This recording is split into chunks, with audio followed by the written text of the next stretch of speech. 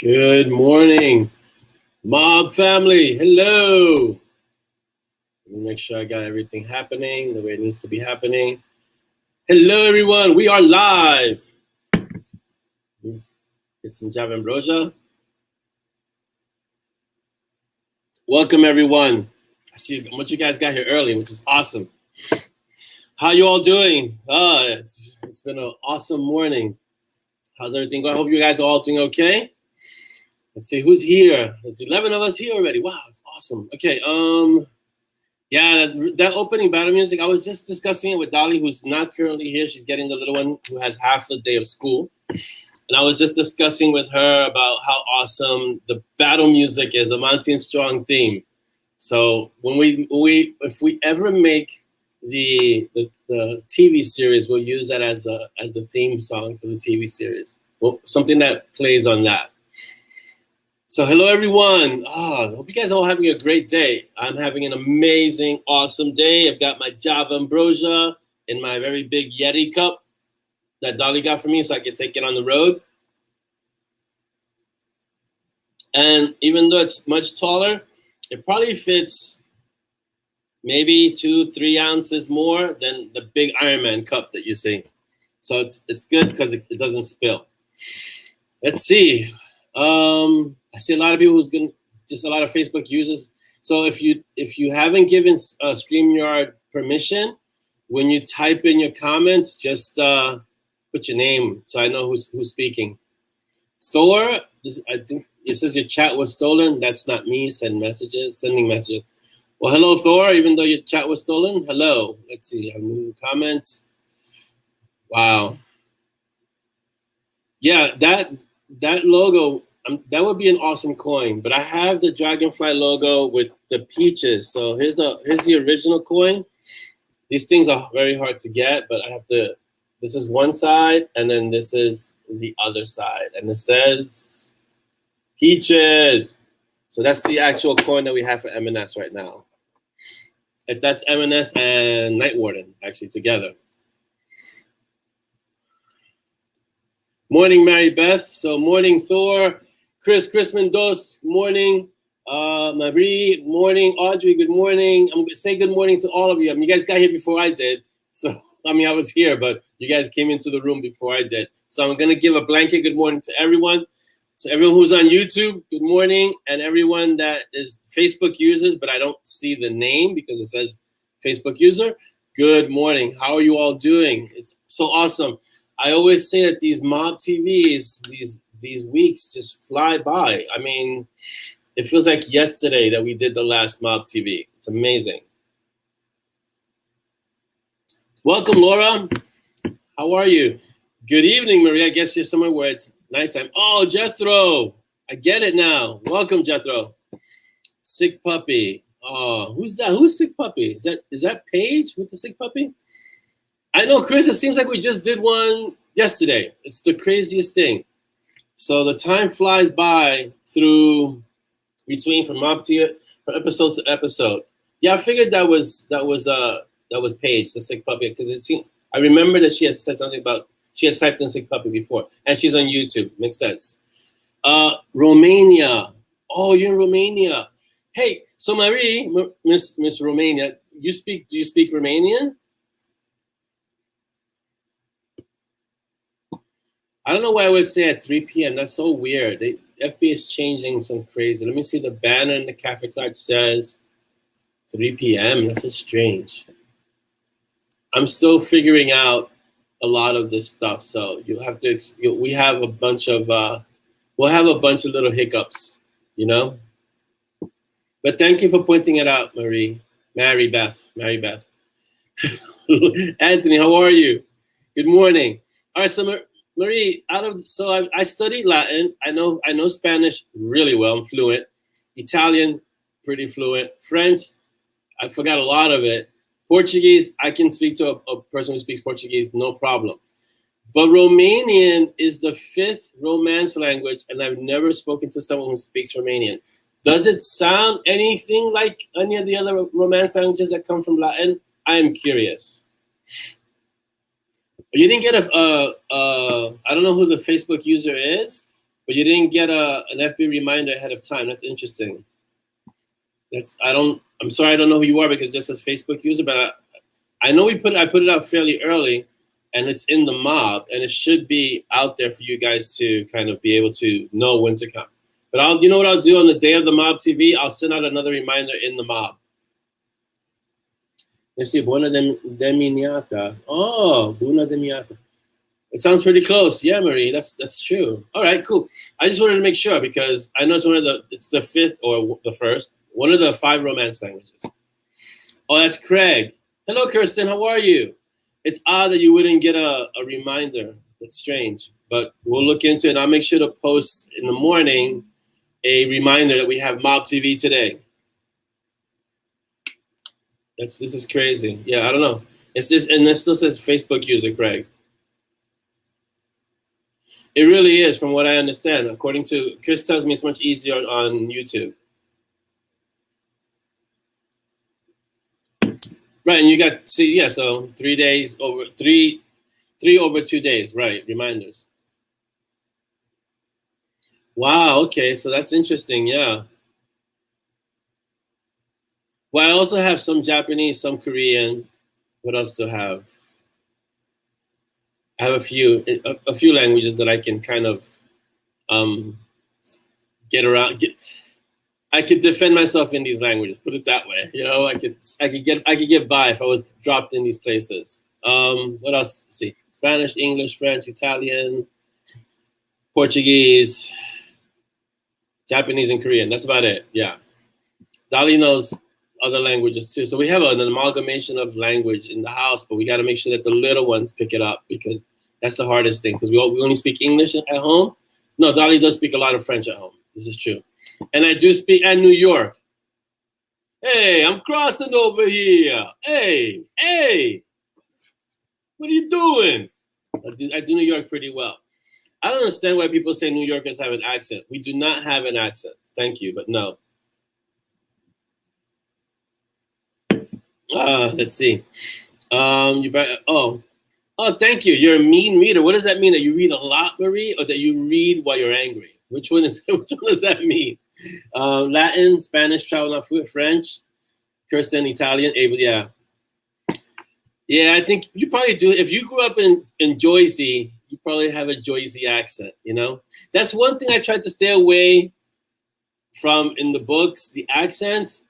But you know, even it's hard when I'm writing because I do hear Monty speaking in a somewhat condescending British accent and Simon speaking in a definite New York accent when I write. Both, Marie. So you write, you read a lot, and you read angry. Got it. Okay. I'm glad you're enjoying the books for sure. So let's see. So we have a few people here. Let me get to the announcements real quick. Shout outs to everyone on YouTube. Hello, YouTube world. Thank you for coming on YouTube and finding us on YouTube. And if you're on YouTube and you haven't yet, like, subscribe, and hit that notification bell so that way you'll always know when.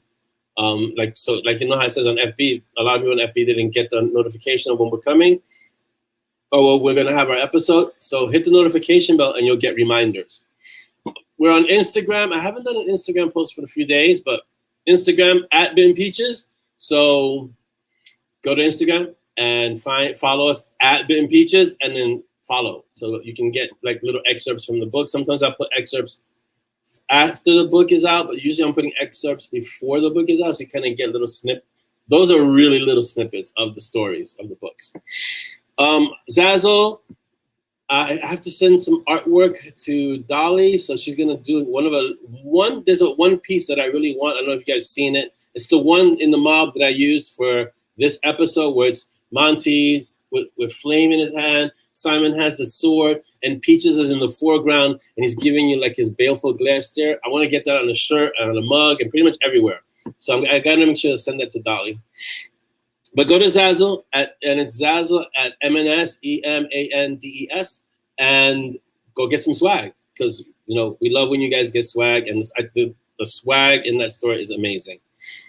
I want to thank everyone who's been a patron so far. I don't think we have any new patrons, but everyone who's on Patreon, you can find us on Patreon and follow and support, and that'd be awesome. The newsletter, we're still early in the month, so I'll send out the newsletter next week and kind of let you know what's going on, what's happening, what I'm up to, and what's coming. So it's kind of quiet in the sense of I'm not writing 5 different stories all at the same time, but I'm doing Blood Lessons, which is the Monty and Strong story, and I'm going to be doing a short story somewhere in between there, and there's a new Patreon story that I'm doing. I don't want to spoil it because the Patreon story is going to be really funny. But I'll put that on the newsletter. So if you guys aren't on the newsletter, go to www.orlandoasanchez.com and sign up. You go there. That's the webpage for all the books, the author webpage. Go there and you put your email in and sign up. And if you have any difficulty, let me know, and I'll put you on the newsletter group. I'm on BookBub, so find me on BookBub at bookbub.com. Just look for my name on bookbub.com, and you can find me, and then follow and leave your reviews. Some review doesn't have to be long, doesn't have to be a book or a thesis. Just, I love this book. This book was okay. This book, You can just leave your reviews there. And the same thing with Binge Books. You can join, add your reviews, and on Binge Books, they have a mobile app now. These guys are really moving, so you can even read the books through their mobile app on your phone. So it's almost like Kindle. So it's pretty amazing that they got that happening. So Anthony says, I'm in Mississippi, and y'all all see we down here have an accent. Sure enough, me, I don't hear it. Yeah, Yeah, it does, Kristen. It does come across in reading. So if you designate that a character has a certain accent, at least for my ear, I start hearing the accents when I read. It's pretty interesting. Like I read the Benedict Jacta books, Alec Verus, and all the characters in that book, because it's set in London, had an English accent for me, had a British accent. Let's see. All the R from Boston moved to New York. This is true, Jethro. Yeah. So I can't do a Boston accent too well. The car and water. Yeah, it's that long that just extends. That's definitely a Boston accent. Let's see. Oh, thank you, Kirsten. I'll keep thinking about what I want 3D printed because I do have some ideas. If anything, I'd have like a Monty or Simon 3D printer, see if that's possible. Yeah. Yeah, use the link that Mary Beth has that I posted at the beginning of the broadcast. Use that one. Let me put this up here via Chris so everyone can have it. Oh, that's the wrong one. Show this. That's the link. Thank you, Chris, for posting that up. And copy that, guys, and it should give you. It should take you straight to that, to the StreamYard page, and then you'll be able to join in or give it permission. I think you need to give it permission. I haven't done it in a while because I'm always the host, but I think you have to give it permission. All right, I'm hiding this. If you guys need it again, let me know, and I'll put it up on the main screen again.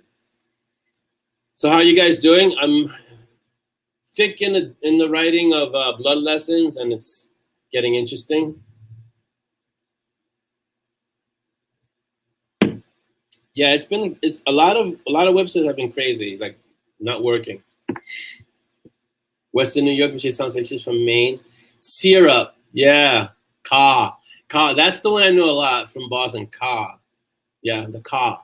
Get to the car. Yeah. Get to the cars. Look, the cars. Yeah, for sure. That reminds me because I used to go to Boston in college. I had a lot of friends who went to BU.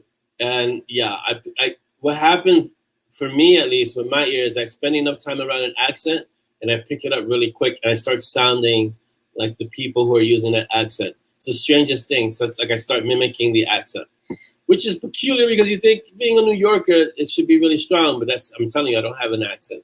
It's all in your imagination. So in terms of what I'm getting into right now in blood lessons, I don't want to spoil too much, but if you're in the mob, welcome, Trisha. If you're in the mob, I just introduced the Lamborghini Technomar 63, which is a super yacht. That is awesome. Stacy, hi, how are you? I'm sure you have an accent from Louisiana. Louisiana is how it's said. Louisiana. I know it's not Louisiana. The original people from the South say Louisiana, I think it is. Something like that. Right. Yeah, it's weird. Just to get back to the accent thing, I start blending my accent. Like when I was in the UK for 2 weeks, I started picking up an accent, an English accent. It was really strange because I'm like starting speaking like, oh wow, I have an English accent. How did this happen? So yeah. So I do pick up the accent a bit, and the more I'm exposed to it. And when I was really big into the graphics, I had my own sign business and graphic design business. A lot of my clients were Italian because they came overseas and they would do work in the really big trade shows. And so they'd stay for like weeks, and then we'd get together, we'd have dinner, and all of a sudden I started speaking Italian. And the hands start happening. Molto bene. It starts getting like that. So it's a weird thing that your brain does. And I was speaking the Italian. That was great because I was able to practice my Italian. And they would practice their English, and I would practice my Italian. It was perfect. Stacey says my accent sounds like a New York accent in New Orleans.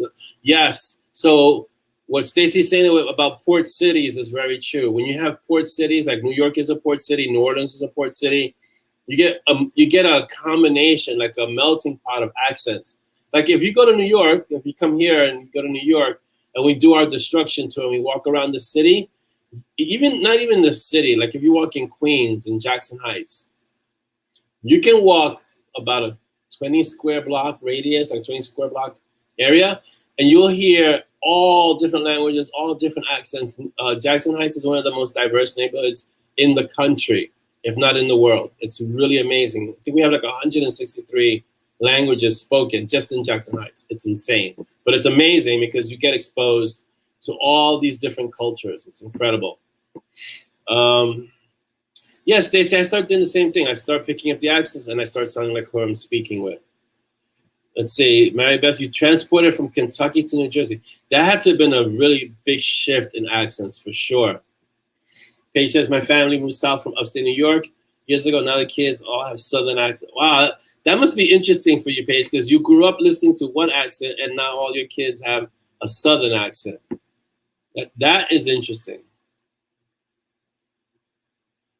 Oh, that's interesting. Yes, Linda, I guess it's the brain picking up on these things. Like the moment you hear a Southern accent, your conversation starts to slow down just a little bit.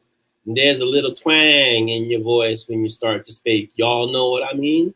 And it starts happening like that because that happens to me too. It slows the conversation down. The words start getting pronounced just a little bit different, you know? And you all know what it sounds like when you hear someone from the South, right? Let's see. Krista says there's this guy in Florida, and he talked so slow and chill. I had to think about what he was saying. The slower feeling South, it is a real thing. I've been to the South enough times to know that conversations slow down just a little bit. But then there are parts of the South where they speak really fast. So, like Stacey is saying, it depends where in the South, I think, right? Mary's like, no, Orlando, just stick to your New York speech. Thanks, Mary. Thanks for giving me the heads up right away. Anthony's asking a question. One of the things I love about your writing is the breakneck pacing. My question is this: just your natural writing style, or is it developed? If you ever read The Spiritual Warriors, Dolly has always told me there's like 500 people in the story and everything's moving so fast. That's my natural writing style. I write fast and everything in the story happens fast. What I learned as a writer, and I think it's just a matter of how you're developing as a writer when you start, is that, and this is my personal thing, I don't like books that are too slow. Like when I read a story, I like it to have action. I'm not saying it should be like constant, like, oh my God, I need a break. I can't keep up. But something has to be happening regularly. There has to be action. Something has to be happening, some kind of action. I'm not saying everything needs to be exploding left and right and you stepped into a Michael Bay movie book, you know? But action has to be happening. It can't drag. And so I learned that early on in my writing, and my writing mimics that. It's like something's always happening, even if it doesn't seem like it's life and death or it's about to, something's about to happen that's momentous. There's always some kind of action, and it translates into the writing and it translates into the pace too. I hope that answers your question, Anthony. Let's see. Yeah, I've been told I speak fast. I've been told I speak a lot. Alex tells me I speak a lot. I'm denying that, tooth and nail. I do not speak a lot. So yeah. Planning on moving Memphis way with the significant other. The contrast is going to be interesting. Facebook user, yes. Well, this has been my experience, Paige, is that anywhere outside of New York, pretty much any major city, but anywhere outside of New York, life slows down considerably. In New York, especially in business, and when you're working in business or you're working with businesses, everyone wants everything yesterday. And that translates into the way people walk, the way people talk, the way people do things, the way they move. It's this quick pace. Like it's always fast. And the moment you step out of New York, like we took one of the Valkyries to Vermont for camp. And so I'm in Vermont and I'm standing there and I'm looking at these people and everyone's just kind of relaxed, moving, kind of relaxed and moving. No one's rushing anywhere. In New York, you gotta get from point A to point B. You find the quickest route and you get there. You don't take time to look around. I gotta get somewhere. I'm going. That's it. And so same thing in Virginia when I went to visit my sister recently. It's just a different pace. Everyone's slower. Everyone's just relaxing. Not that they're slow. Everything is just moving slow. It's a different pace. And in New York, it's heightened. Everyone's moving quick, so I can only imagine, Marie, what it would be like to live in a small, sleepy town in Transylvania. It must be really quaint, really nice.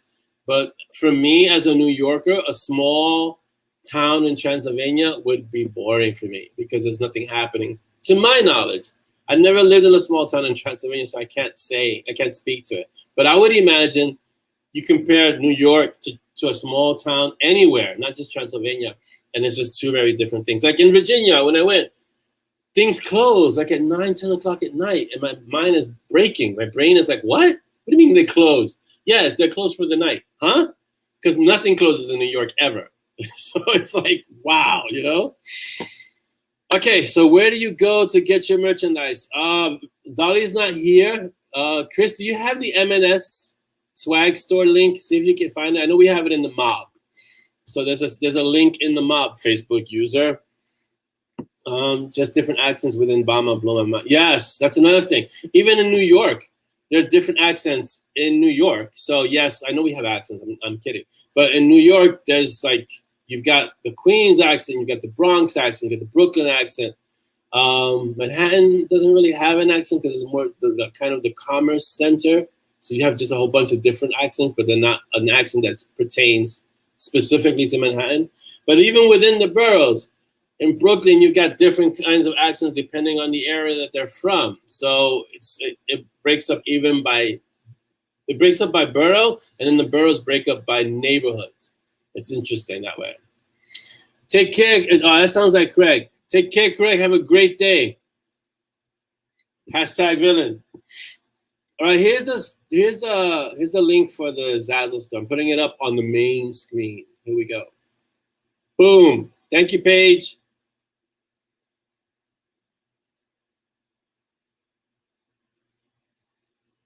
Oh, you never close on? Yeah, I know. We close. No, but when I say close, I mean like actual businesses. Like, I know I'm not saying people, but like the city closes. And in New York, nothing ever really closes. You know, it's like you want to, like, you got a craving for something in the middle of the night. There's some place you could find it somewhere in New York City. If you're willing to get up and go travel and get it, it'll be open. You know, and like places like Times Square don't close at all. At all. It's 24/7. You know. Welcome, Renee. You're welcome. Tammy says, I'm an accent comedian too. I moved from England to rural Virginia when I was about 7. Yes, you adapt or perish. That's the thing. Oh, I never knew that, Stacey. I didn't know that. I guess because New Orleans is such a big city and so well known. So if you need the ZAZZLE link, let me know. I'm taking it down. So I didn't realize that New Orleans was like the same thing where but it makes sense being a port city. It makes sense. I guess most port cities have to kind of have a 24-hour thing. Yeah. Oh, Uber and 24/7 delivery. Like when I order anything, like let's say I order Chinese food or things like that, right? Yeah, it comes, I want to say 20 minutes, 30 minutes, maybe, if it's a real busy day. Yeah. Montana has no accent. I'm trying to think if I know anyone from Montana. I knew in college, I knew a few people from Missoula, and they had an accent. So unless that's considered a non-accent, but you could tell that they were from like the Midwest, like that. So Laura, take care. Have a great rest of your day and weekend, and make sure everything in the body is working well with PT if you have to go. We're always drinking, Stacey. Yeah, I can imagine. Yeah, because you're known for Mardi Gras, and does Mardi Gras kind of last all year long, and then they just kind of heighten it around Fat Tuesday? Is that what it is? Because that's what Mardi Gras means, Fat Tuesday. But is it just heightened for that period of time, but it kind of just happens all year long? I'm curious. Inquiring minds would like to know.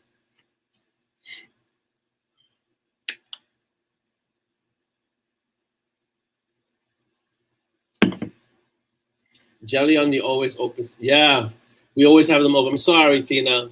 Where are you, Tina? I'll see if I can send you some open stores. We're gonna get pizza delivered here, and not much past 9. Yeah, see, it's like if I have a craving for something at 11 o'clock at night, 11 o'clock at night. If it's Friday, I could definitely get something. If not, I can get something delivered. But if not, I'd have to go out and get it. But I can find a place that would be open. So. And it depends on what I'm in the mood for. Like if I'm in the mood for like Spanish food, I can definitely find a place that's open for sure. Stacey says people wanted the quarter all night long and party. Bars are open very late. I would imagine. If they close, they reopen an hour later. Wow.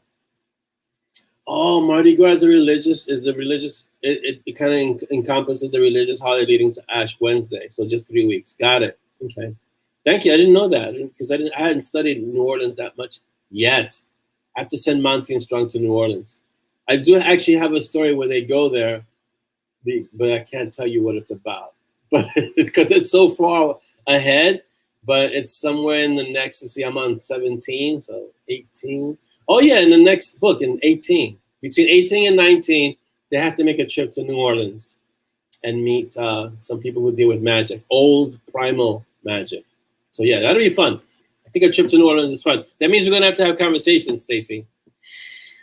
Yeah, that much I know, that it's very Catholic. That much I know. But there's also an undercurrent of older culture, right? Like African culture, and there's a different kind of culture that's there, like beneath the Catholic culture. From my understanding, I don't know New Orleans that well. So 2,064 residents. That's a really small town. No, not Hurricane Monty. Maybe Hurricane Peaches, Tammy. Stores closing on Sunday, lack of access to decent pizza, all kinds of stuff to get used to here. Ooh, man, that would be hard. Yes, voodoo. It's like a voodoo culture that's down there. That's kind of a, well, you got to go back a little bit, right? Because there's the syncretization of voodoo religion into Catholicism. And so the voodoo religion, to be more accepted during the times of slaves, I don't want to say they co-opted, but they syncretized the Catholic saints into the voodoo deities. And so that happened in many places where there was a large concentration of slaves in this country.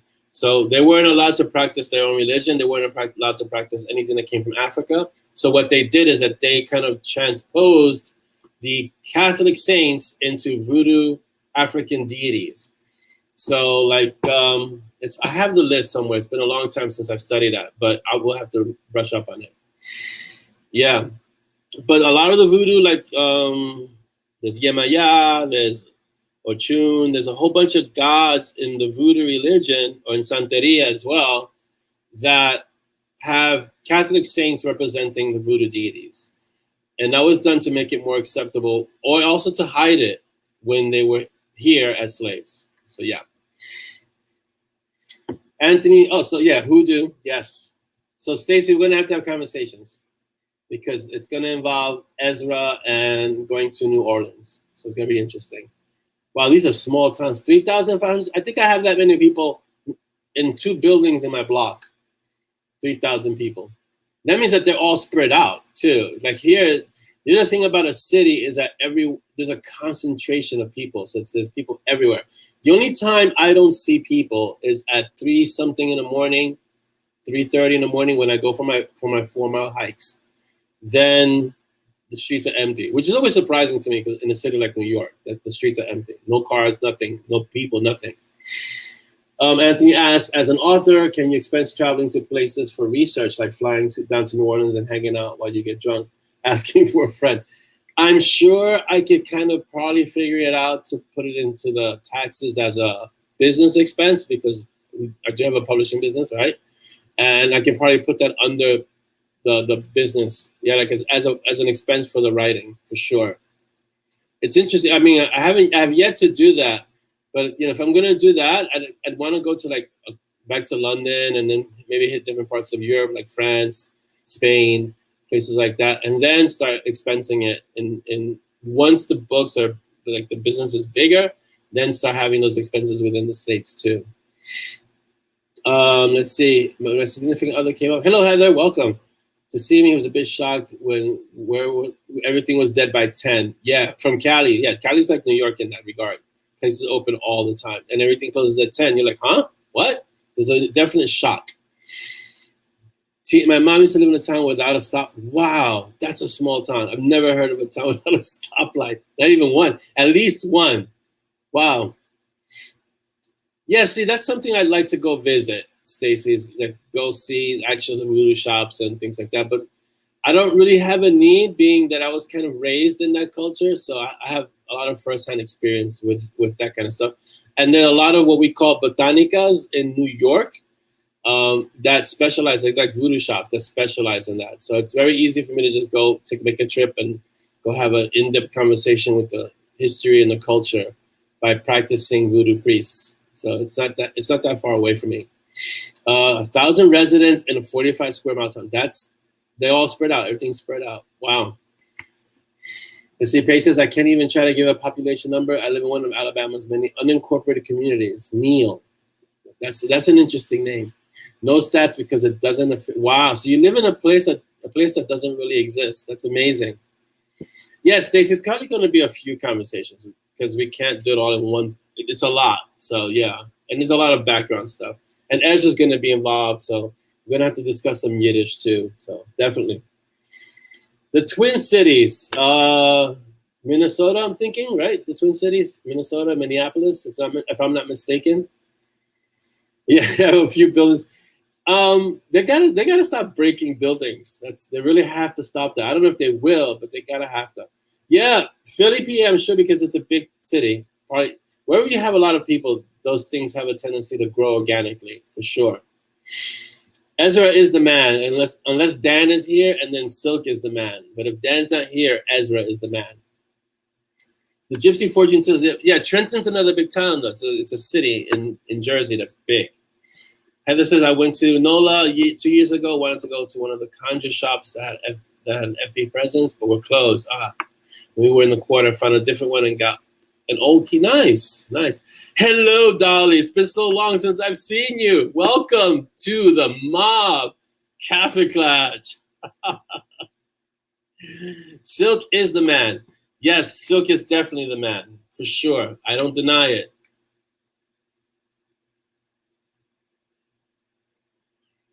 All right, so let me go over the book and audio updates. They haven't changed much because we're kind of in that space between books, so this part doesn't really change too much.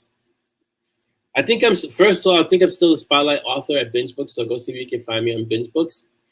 I'm there. Who says hi? Oh, Zoya says, hello, Zoya. Missed you. You couldn't open because you were still in school. So, but I'm guessing you're watching this in the car as you come home. Awesome. So, okay, Blood Lesson is still a work in progress. The whip is still a whip. It should be out end of October. So I'm currently in the middle of Blood Lessons right now. The audiobooks are in production. Stormblood is next, then Revenant. So Stormblood, looking at the end of the year because the schedule for Kevin just keeps moving. He's really busy. So we're looking into November still tentatively, but we'll see what happens. And Revenant should be January, February. Again, tentative. Don't forget to leave reviews for Blood. I think it's already hit like 200 reviews, so you guys don't have to leave more reviews, but reviews are always good, and they provide a lot of social proof for people, which is awesome. So if you haven't left a review for Bloodbound, which is the last of not the last, but the third book in the trilogy of the Gatekeepers, don't forget to leave your review for Bloodbound. So yeah, this is Zoya. My mom is driving. Yeah, I hope that's the case. I hope it's not that this is Dolly and Zoya is driving. That would be an issue, Zoya. We'd have a problem.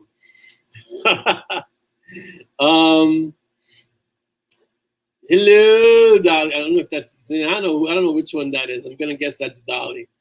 All right. So, am I from the Locke family? I'm guessing I'm not in that conversation. But imagining Monty Strong in a small town with few buildings, there's nothing to break here. Let's go. That just reminds me of like an episode of Supernatural. I always kid with Dolly that Supernatural is set in all the small towns no one would visit in the middle of the country. It's like, so when they mention the town, we actually look up the town, much like the readers do when I mention things about New York. And these are real places. It's just that they're in the middle of nowhere. And it's like these really small towns that barely exist. And so those are the places that there's always something supernatural occurring. So Stacy wants to know, will the Bug books be coming out in paper? Yes, I already put them in as a box set. And now I have to get the cover done for the print version. And then I can just have that done. And then I'll put it up as a paperback. So I have the whole collection as one tome, one book. So yes, Stacy, the answer for sure. Tammy says our little not even a town in Virginia had only a post office. Wasn't replaced after a fire. Address changed to another town. Wow, that's how small it was. It was a 35-minute drive for groceries. See, that's another thing I'm not crazy about being used to New York, I can walk 5 minutes and find like 10 stores. And that closed about 10. We were super excited when they built a grocery store about 15 miles closer, and it was a 24-hour. Vegas is very peoply, but I love, yeah. Vegas, when I went to Vegas, last time I went to 20 Books, so the strip is full of people because we have people gambling, people visiting hotels, people visiting Vegas. It reminded me very much of New York.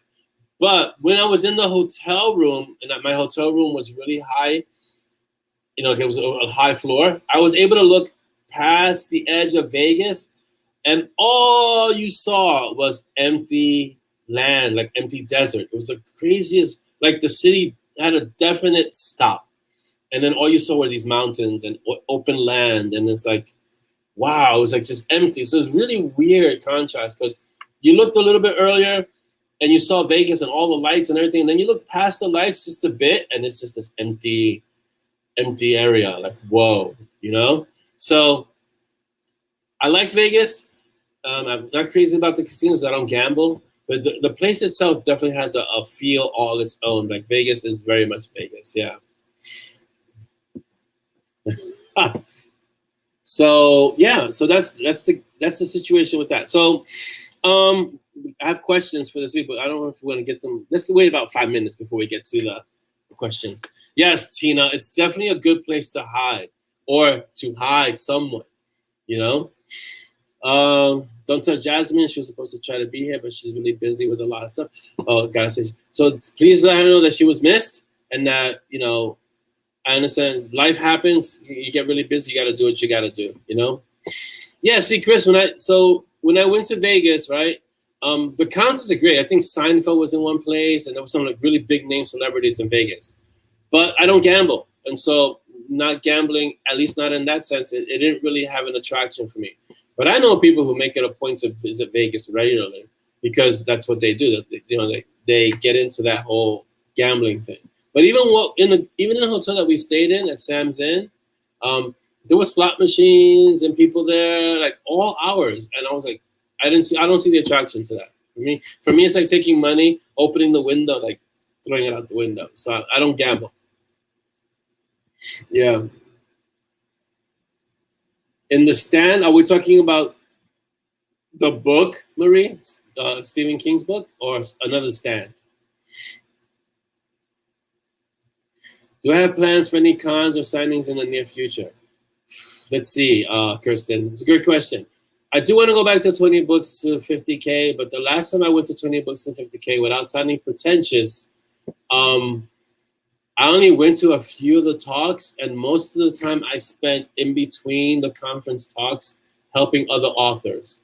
The ones who were starting out, the ones who had a few things happening or who needed to know a little bit about marketing or character situations. And so I was basically me, John, and Ben, and I think Eric was there. We were basically holding court at the Dunkin' Donuts inside the hotel. And then we'd have that place full of authors and we're just talking and having our own kind of discussion. Not because the conference isn't good. It's good if you're a beginning author, if you're just starting out or you're just getting into the career, the craft of writing. But the conferences that I went to, the talks that I went to, I realized that I had already learned what they were discussing. And not that you can't learn anything new. You can always get something from the talks. But I had already kind of learned and put into practice, and it was working for me. So I got more out of meeting other authors and the Tushmans and, you know, ziplining across Freeman Street, I believe it's called, and doing things like that than the actual conference. So I don't know if I'm going to do that, 20 books to 50K. Again, let's see. But then there are other cons. But here's the thing with going to cons. As much as I like them, I don't like con crud. I don't like coming back and getting sick. And that has happened more than once. And I realized that it's just going there and being around so many people. And after COVID, I'm really wary about going someplace, coming back, and being ill. So I'm going to have to see if we can do virtual cons. And of course, when we do Peaches Con, I will be there. I'll be at Peaches Con for sure.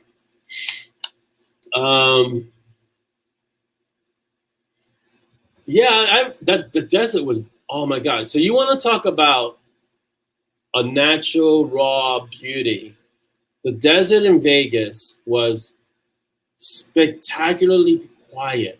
So coming from a person like, from me, like I live in New York and there's always some kind of sound, no matter what time of the day, night, whatever, there's always something, a car, noise, some kind of sound. You get to Vegas and it's silent. There's no, you get to the desert, there's no sound, none, which was amazing to me. And then it was vibrant, and the colors and the sky and the water. It was like, wow. So thank you again, Tammy, and express my thanks to Larry. You guys took me out to the desert, and it was awesome. It was just awesome. It was beautiful in its starkness. You know, I wouldn't want to get deserted out there because there's literally nothing. Like you're out there and you don't have a way to get out. You're stuck. You need to be near water, and maybe you can survive a little longer. But there's literally nothing except for water, rocks, and those vicious cacti that want to leap out and grab you. Yeah, those are scary. Those. The movie. Let's see. Yes, the movie. I don't remember seeing the movie, Marie. I did read the book several times, but and the shots in my head are from the book, so it's different from what they did in the movie. So, Kirsten, I hope that answers your questions. I don't know. As for signings, I don't know. We'll see. We'll see. I don't think I'm in that much demand to go do signings and cons and things like that. We'll see. There are niche shops in Vegas. Yes, I walked by a few. That's a Liberty Con in Chattanooga. I don't know. Here's the thing. I'm an author, so by default, I'm somewhat antisocial. And so being in large crowds and doing cons, I'm already like a little uncomfortable doing that. And then if I'm gonna be there and then people start going, "Oh my God, it's Orlando," I'm like, no, I'm out. That's just not me. I'd rather be a behind the scenes kind of guy. And if I had to be there for other authors, yes, definitely. But for me, not so much. So we'll see about cons. We'll see. Oh yeah, I was by the Bellagio. I walked by the Bellagio and I saw the fountains. They were amazing. They are amazing to look at. Yeah. But right now, Vegas, Arizona, Nevada, all those states, they got to be really careful with the water usage because they're running out of water. And there was one state that did run out of water. I forgot what it was. Was it Mississippi? No, it couldn't be Mississippi. There was another state that actually ran out of water. And there was so all those desert states, all those desert areas, I think they have like rations now with the water. So you have to be careful with how you use water over there. Yeah. The Peaches Con, first of all, will be in New York. So we'll have to find a way to get you guys all to New York. We'll figure out something. But then we'll have a destruction tour and we'll walk around New York City and find all the places that Monty and Simon blew up, destroyed, renovated, however you want to call it, you know?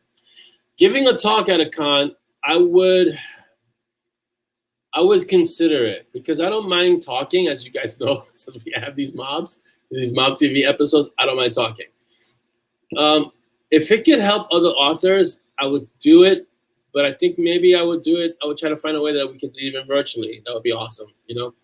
But it's important that what I managed to do at 20 Books 50K with John and Ben and a few other authors, when we were sitting there and talking to authors, there's something really important about that face-to-face interaction that you can help other authors. It was really, really good. So I would consider giving a talk at a con for sure. But I'm not that big on traveling. You can ask Dolly. I barely want to travel within the United States. You know, anywhere. Within New York, I barely want to travel. So, yeah. Yeah, I'm aware of the movie, Marie. I'm aware who's in it. I just haven't really made an effort to see it. Because for me, the movie very rarely ever lives up to the book. And, you know, it's been proven many times. So, but maybe, you know, it's how long is the movie? Because the book is over 1,000 pages. So, you know. Liberty Con is about 700 people. Well, that's a nice con. 20 books to 50K is like a few thousand at this point now. I went when it was really low, but when it was really like a low amount the first year, and then the second year it blew up, and now the third year that I didn't go because of COVID, and I don't like getting sick because I already got COVID the first time. I didn't want to try and risk it a second time. It was like over 2,000 people, so it's pretty big. Yes, I like doing this. This is for me. Say if we could do this and then have all of you involved the way I'm in here, like so we're all talking, and that was perfect for me. Yes, that's me being antisocial for sure, Marie. Yeah. Oh, Jasmine made it. Awesome. See, and I said hi and everything. Stacy was looking out for you, and she's like your best bud. There you go.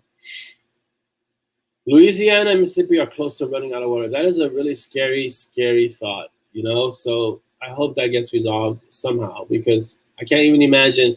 It doesn't even compute for my brain to have a city run out of water, you know? So, yeah. Still no to attack. Oh, well, Jasmine, I hope you get that resolved.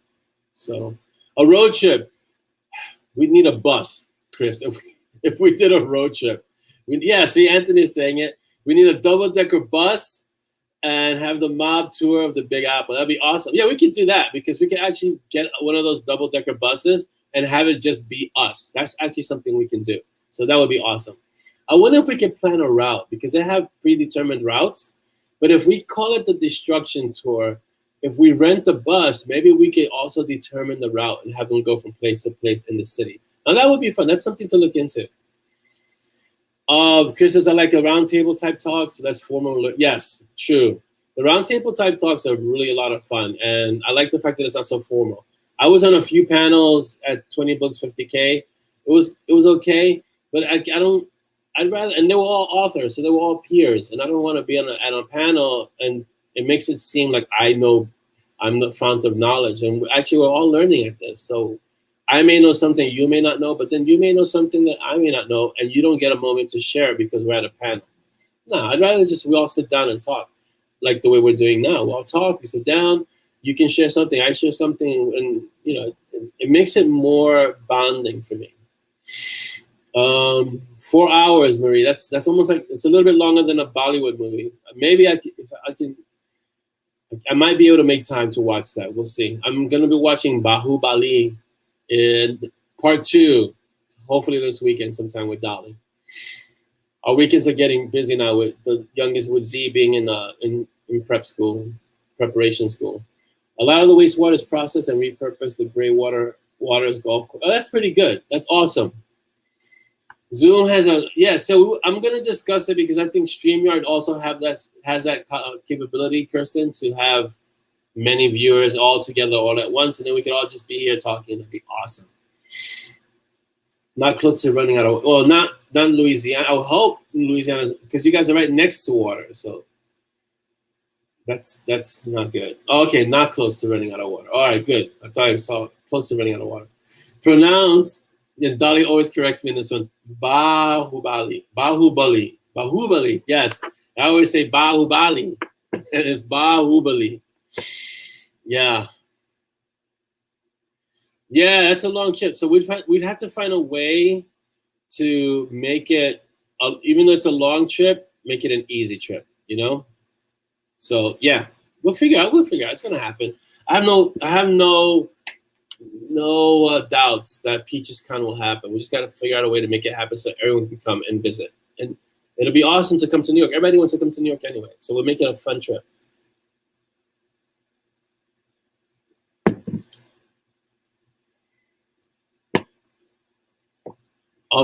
Stacey, sometimes like we're giddy about using the windshield wipers. Yeah, because you guys are really rationing the water, right? So yeah. Chris, we'll get a big bus, a really, really big bus. I don't know, Marie, getting you here from Romania is going to be tough. That will be tough. Let's see. Yeah, you could definitely watch it. We could watch it and see if it's something, you know, me and Dolly love to watch. I don't know. Is The Stand considered horror? I know the book was written by Stephen King, but I don't think the story is horror. It's more, post-apocalyptic kind of thing, right? We do have all the time in the world. And, you know, listen, if anything, we rent out the Javits and we figure out a way to get, you know, discount flights and get everybody here, you know? So we'll figure out a way. All we have to do is put our heads together and figure it out. We can have the con in New Jersey for a fraction of the cost and then cross over into the city. That's another option too. Yeah, because if the time comes that we have to find a place, we want to be conscious of the costs involved and find a way to do it that's affordable, so we can use that income, that money, to get the people here. That would be the best thing, you know? One mistake in calculations is you teleport above a lake. That sounds interesting. Oh, Minnesota is the land of 1,000 lakes, Minnesota. Really? Wow. 10,000 lakes, not 1,000 lakes. I think I heard something about this. That Minnesota just has a lot of lakes. Yeah, I think I heard that it's like, yeah, land. Is that where the butter comes from? Land of Lakes? Like, is that why they call it? Is that why they call it Land of Lakes? That'd be interesting. Let's see, many authors there, and then there are science panels, mad sciences roundtables at midnight on Saturday night. It's honest to God, rocket sciences researchers. Wow, that sounds amazing. Yes, Chris Crispin, slap. It sounds like a plan. Let's do it. We can do it. I know we can do it. It's not an issue. So yeah, I figured that's where Land of Lakes came from. In New Jersey, all season, well, not winter, you have to see what hotels would do for you, deal with so many rooms blocked off. Yeah, I'm not worried about that right now. I mean, I get it because we'd have to do that with a lot of anticipation. And I know a lot of people who actually are in the trade show business, so it's not that hard to find resources to get this happening. So we'll do it. Don't worry. We'll get it. We will make it happen for sure. Amazing. Yeah, so, you know, and we also have to decide, you have to decide how you want to design the con. I wouldn't want, see, no con has like a destruction tour or things like that. I think our con, a Peaches con would be unique. And I'd like to have an actual Peaches there, which would be awesome. I have spoken to the models of the Night Warden books, you know, the cover models, and I know them both. And I could have them there as, you know, being on site and just be there as Gray and Coda. I don't know if I could find Monty and Simon. That would be a little harder. I have to speak to Deranged to see if the two guys who are doing the pictures for the covers would actually come to the Peaches Con. That would be amazing. So there's a lot of things that we could do to make our con amazing and different and special and make it something that's unique to Peaches, to something that's called the Peaches Con. So yeah. Where would I get an actual hellhound? Well, an actual hellhound might be a little difficult. I know a few witches, and maybe we could conjure one up. But the Cane Corso, I have a few people in the neighborhood that have actual Cane Corsos, and there's a place where also I can get a Cane Corso, and the owner of the dog and the dog can come, and I can kind of like rent them for an hour or two or a day, and they can just hang out, and the dog will be really friendly. So we know people. We have people. We know people. We can get this done. You know, it's a New York, New Jersey thing. You know what I mean? My people know some people who know some people, and we get it done. Yeah. Oh, we would need to be careful with branding. Yeah, I don't know how nervous would they get, Anthony. It's Peaches Con. That's not a scary. That's not a scary thing. I don't think that would raise any DHS red flags. All right, let me get to the questions because we have quite a few this week. So I'm not going to be able to see the screen. I'll be looking at the camera. I'm going to read the questions, and then I will come back to this screen here where I'm at, where I can see your comments. So I won't be able to see your comments, so I'm going to read the questions, and I'm going to answer the questions, okay? Jeanette had a question. So first of all, I want to say thank you to everyone who put a question up. Thank you so much for your questions. They're always amazing questions. They really do make me go, wow, and think and like, interesting. So Jeanette has a question, but we're going to save it because she's not here and she wanted me to move it to the next Kaffeeklatsch. So her questions are going to be moved to the next Kaffeeklatsch automatically. So let's go to Audrey, who has 3 questions. So thank you. First, thank you, Audrey, for the questions. These are really good questions. All you guys' questions are amazing. You guys are like amazing readers. All right, here we go. Audrey's first question for Orlando. What movie traumatized you the most as a child? I'm going to say Phantasm. If you've ever seen this movie, it has this floating orb that has, okay, so it's an orb.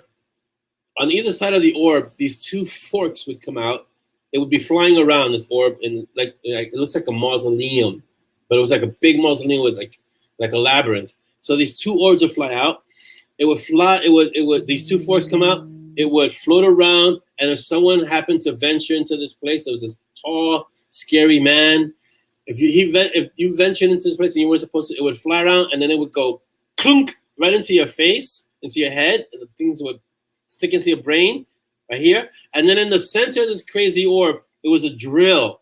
and it would drill into the person's head. Now, I don't know how I managed to watch this thing when I was like a little kid. I must have been like 12, 13. It scared the hell out of me. I couldn't sleep for like a week or maybe 2 because I always thought this orb was going to come into my room and clunk into my forehead and then drill into my brain. Can you tell that it traumatized me as a child? It did.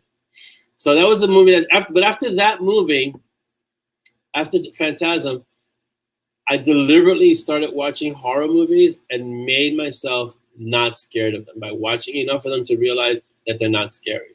That they're there to shock you and supposedly to give you scares, but I was not scared after that. But that first movie, Phantasm, really scared me awake for many days. I had nightmares. All right, for Dolly, who was your biggest idol growing up? I don't know if she can answer. She might be driving. So if she can answer, you can put it in the comments. I'm going to go to the next one.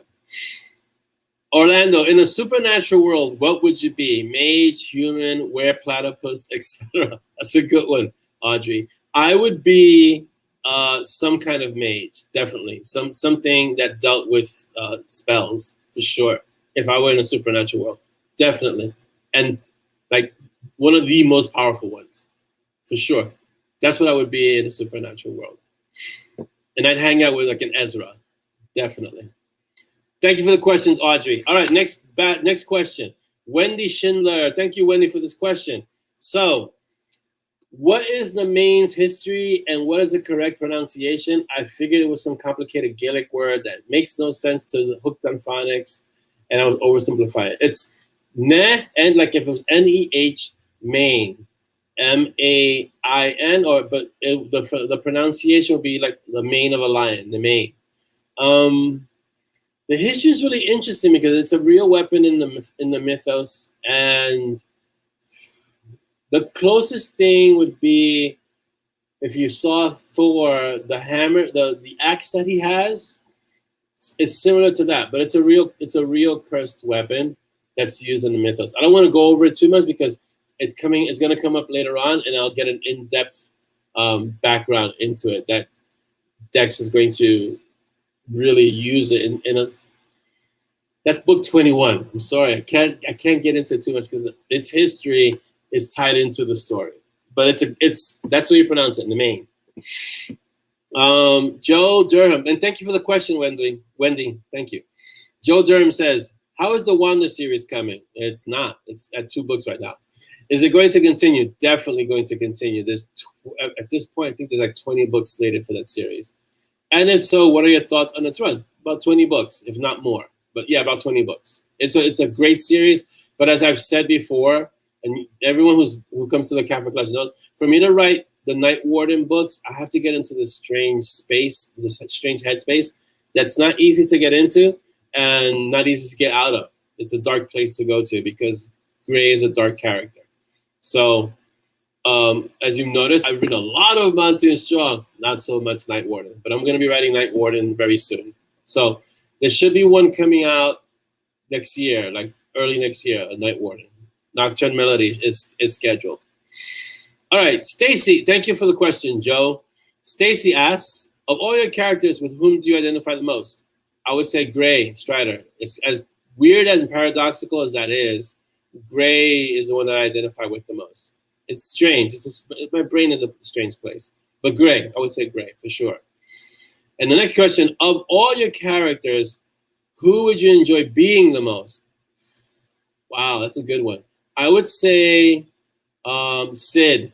I would really enjoy walking through the several timelines and seeing how different things pan out and how they play out. So if I could be and have his power to go through time, I would be Sid for sure. Okay, next, I guess, question, statement. Peach just seems to have found his first and only love. Will she ever see him in the same way? Only time will tell. We have to do more of the Brew and Chew crew. Okay, next question. When will we learn more about Roxanne and Tristan or just Roxanne? Around book 20. The book is called Entropy. And around there are things that happen that trigger book 21, which is called Archmage. things that happen there that you start to see more of Roxanne's history, and remember that she's being kind of hunted. It starts coming out there. Okay, Tina, thank you for your question, Stacy. Awesome. You guys have some awesome questions.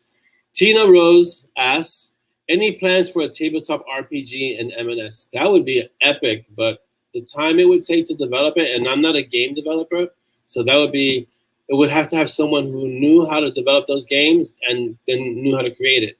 I'm all for it. I just don't know how to. I wouldn't have the time.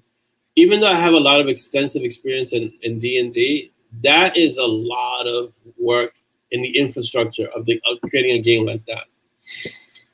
And then, would the 10 be epic level or god level characters? Yeah, that would be way up there because they're very powerful, for sure. Yeah, in a game like that, yeah, the 10, you couldn't play the 10. They would be characters in the game. Yes, clearly they would be NPC, but the idea of reaching that level of power would be amazing. I have a feeling that Monty and Simon are epic level and have just kept going. Yeah, I would say they're epic level, but I don't know if you'd be able to play Monty or Simon in a game like that. You definitely would be able to interact with them, but I don't think you'd be able to play with them, play as them, right?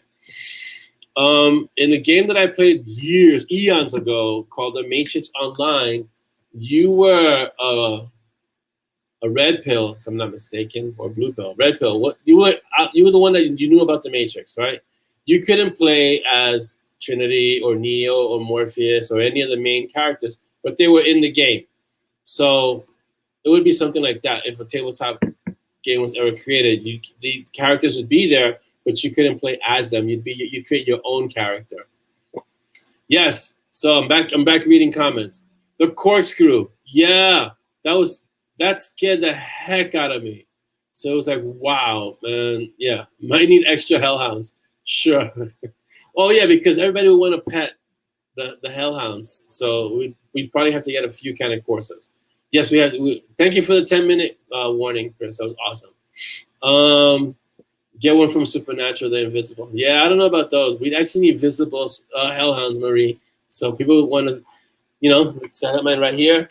People would want to hug and pet them. So yeah.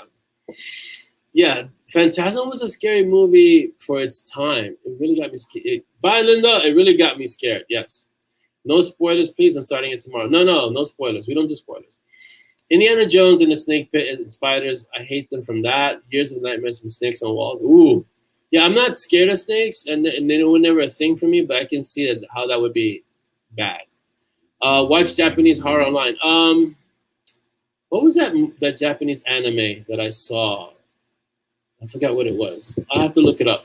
But there's a few pretty scary Japanese horror animes, for sure. I agree. Yeah. Let's see. Where are we? Closed captions keep saying maid instead of mage, and so Orlando's answers are crap. Maid, yes. That's good. The maid. Need more Benna. I don't know who this is, but thank you, Facebook user, because that's funny. The closed captions are saying maid. Is it okay if I like Bangers and Mash better than Night Warden? It's okay, whatever you like, Marie. I'm a huge Bangers and Mash fan because they're just so funny to me, and their actual parody. That's like that story is written as a parody of Monty and Strong, but there are a lot of people who don't like Bangers and Mash, and that's okay. And there are a lot of people who don't like Night Warden, and that's okay. I mean, I've always said this to authors. Once you write your story and it's out in the world, it's not really yours in that sense. It belongs to the people who are reading it, and some will like what you write, some will like what you write, some will love one character that you thought was a secondary character, and some will like your main character, but you don't have a say in who likes what. It's really up to the readers. It's really up to them. So I don't worry about if you like Bangers and Mash more than Night Warden, or if you like Bug and Porter more than Monty and Strong, or Nixia and Acheron more than Bug and Porter. I mean, there's a lot of characters to like and dislike. It's really up to, I write the stories, I put them out there. I like them all. They all have something that appeals to me. So, but I know that there are going to be readers who don't like a particular character, or who like a secondary character more than the main character. It happens, and it's okay. But Bangers and Mash is written as a parody. It's meant to be funny. It's meant to be the Monty Python version of Monty and Strong. I should use that as the catchphrase, as the blurb. If Monty Python ever wrote Monty and Strong, they would be Bangers and Mash. So yeah. Oh yeah, that's true, Tammy. You would get to be one of the 10s because yeah, that's what it is. It is what it is.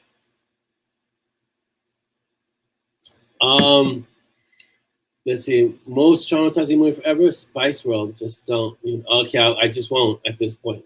Pass. I love Bug too, and I love writing Bug. And I know I said that the third book was maybe the last book, but I don't think there's any way that could be the last book.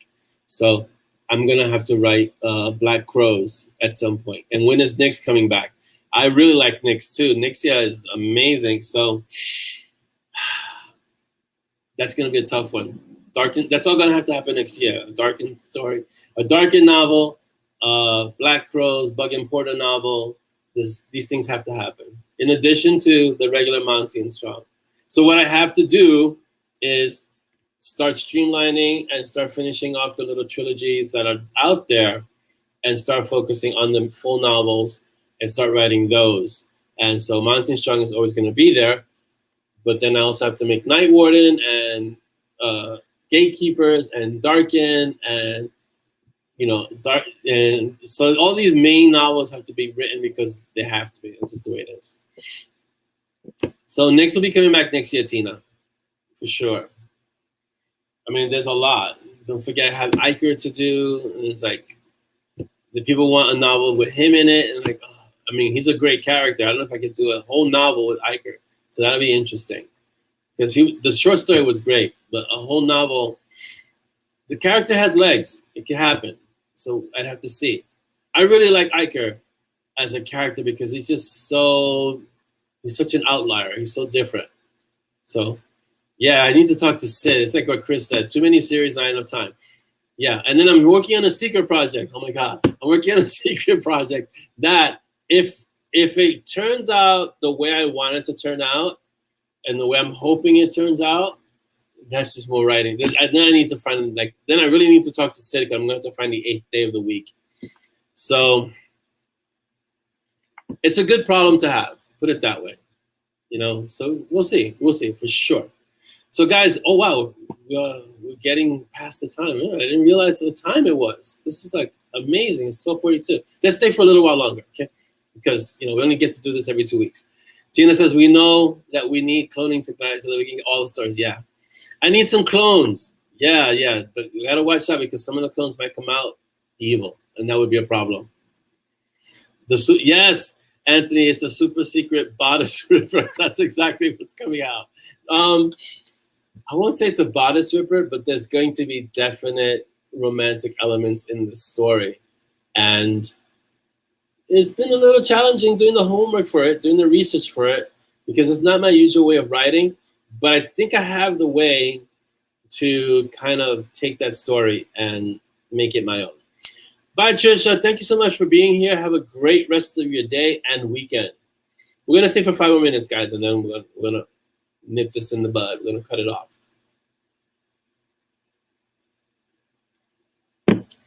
Yeah, Monty is played by Fabio is not going to happen, ever. So if you see the model on the covers doesn't need Fabio to play him. It can get Monty played by whoever is on the cover as Monty. Yeah, no bodice ripping, Tammy, but heaving bosoms, for sure. Yes. Let's put this up because, yeah, Dolly can definitely help with the research. Yes, she's going to be my main and only research assistant.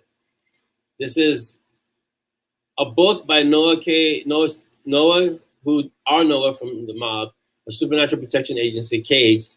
His recent book. I think it's a short story, if I'm not mistaken. But if you haven't gotten it, please go get this book and let's support our indie authors, especially the ones in the MoB. So I'm going to hide this one and I'm going to put up the next one. Thank you, Chris, for putting these links up. Rachel Carr, great author. She's writing The Accidental Summoner. I read the reviews. I haven't read this book, but she's a fantastic author. So please make a concerted effort to go get her book. and we support our indie authors, right? We support our authors, but we definitely support our indie authors. And she, I believe, is in the MoB. So yeah, go get her book. All right, so let me hide this one. The next book is our own Chris Mendoza. Put the wrong thing up. Wild Magic. This is the link. Go get it. It's coming next week, so it's about to be released. And this author is fantastic. So make sure you get his book. We support our indie authors. All right, so I'm gonna leave that for a moment. Kristen's asking me. I forgot to ask if you had a suggestion for another coffee for Huckleberry. Oh, let's see. Let's discuss, Kirsten, because Death Wish has a few coffees. So, but if you need a completely different coffee, there are a few coffees that I can suggest. I'm definitely a Death Wish diehard, but there are some other coffees I can definitely suggest for sure. All right, I'm hiding this link. Please get the books from Noah, from Rachel, from Chris. Honorable mentions, John Logsdon has a book coming out in his Grave Mythos. It should be coming out next month, October, I'm pretty sure. There's a pre-order out already. So get John's books. And don't forget to get Rick Gualtieri's books. He's got his books out there too. Nasri Noor is Noor. Kimbra Swain, get her books. So there are a few authors. We know so many authors. Jeez. I mean, I know I'm missing authors. Ben Zakheim, get his books. So many authors that I know and that are in the MoB. So please get your books. Chris, thank you so much for the links, because we try to help as many of our independent authors as possible, because it's not easy to do this. And so the more we help them, the more we support them, the more books they write, the more books we get to read, which is awesome. So please go out.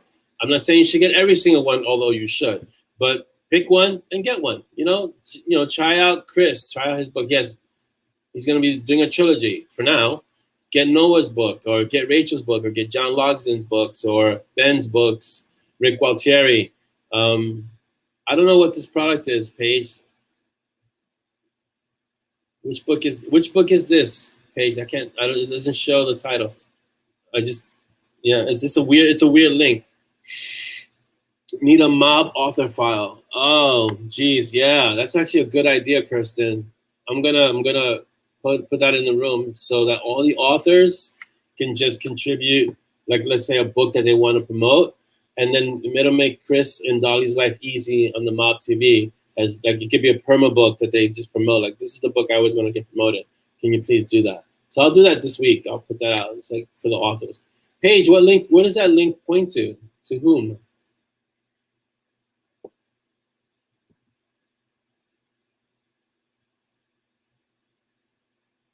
Ah, okay. Yeah, it takes a while. Okay, so that's the link. This is the link to, it's a long link, but this is the link to Grave Dreams by John Logsdon. So get yourself go get this book. There's also, it's another author I'm thinking of, Jonathan Yanez, who's killing it out there with his books, and I think he's doing some other major awesome projects, so get his books too. So yeah, Z could definitely curate the author list. That would be awesome. Yes, John Logsdon's third book, that link that I just put up, this one is the third Grave Mythos book. So Grave Dreams. So please go get that book. So guys, yeah, we're gonna wrap it up. Yeah, she had to go get Z, so she couldn't be here. It's hard to. She was like, I can't believe this thing is on the MoB TV day. I wanted to be here for MoB TV. It's like, yeah, we didn't plan it. The school does these professional development days, and then so it's weird, the schedule where it falls on Friday sometimes. The Gravedigger books. There you go. Gravediggerbooks.com. So let me put it up here. Thank you guys for being here today. We had a great show. It's always amazing. Yeah, I can't put that link on the page. It's just too long. I'll put the link up so you can see what it looks like. Here you go, guys. Go to this link. Yeah, that's going to be a little too hard. So just go to Amazon, look up Legend Rising, Space Galactic Guardians. And that's Jonathan Yanez's series. It's a new series, but he has a few series. I think he writes mostly military sci-fi. So, but just get his stuff. He's a great writer, great author, and a great person too. I know him and his wife, Jennifer. So So guys, it was awesome. I want you guys to have a great weekend. Thank you so much for being here. We'll talk in the mob, you know, and yeah, I know, Paige, it was a crazy link. You need something like Bitly to make those links. Thank you guys for being here. It's so awesome. I mean, I wish we could just like do this all the time and just have like a place where we can all hang out and meet. And the next Mob TV will be September 30th. So that'll be a Mob TV on my birthday, which is awesome. So you guys have a great weekend. Thank you so much for being here. And as always, always, always be uncommon.